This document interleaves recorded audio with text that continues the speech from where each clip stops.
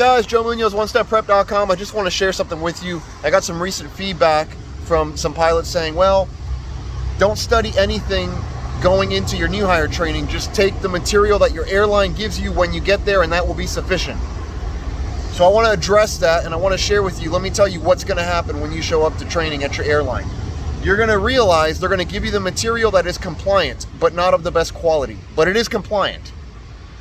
And the airlines, I've said this before, those of you that follow any of the content, they don't really want pilots and they don't really want training. And so they'll go to the extent to get something that is of some quality, but primarily compliant. And they're going to give you the butter knife to cut down the tree instead of the chainsaw. So you're left with a book, 20,000 pages long, all of your manuals for your aircraft. Here you go, self-study this. Oh, by the way, it was written by engineers and lawyers for engineers and lawyers. It's not really a training tool, it's more of a compliance tool. Go ahead and study that. And it feels like you're on your own because you very much are. And then you realize, oopsie daisy, they weren't going to give me everything I needed to pass this program successfully. And you realized it too late.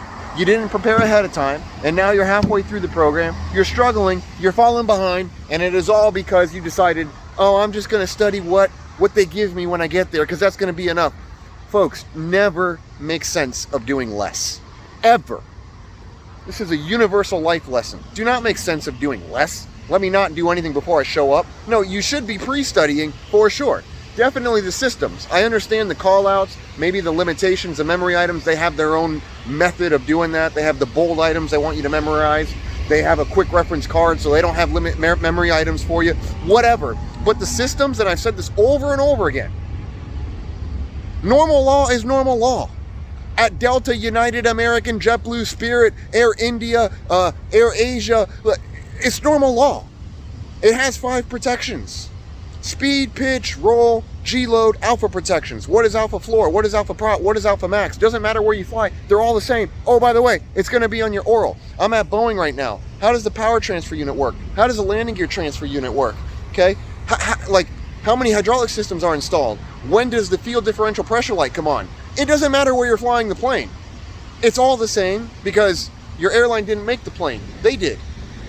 So you should be studying this ahead of time and not make sense of, I'm just going to study the material when I show up, because let me tell you what's going to happen. You're going to show up, as I already said, and realize, oops, whoopsie, shouldn't have done that, and now I'm out of time.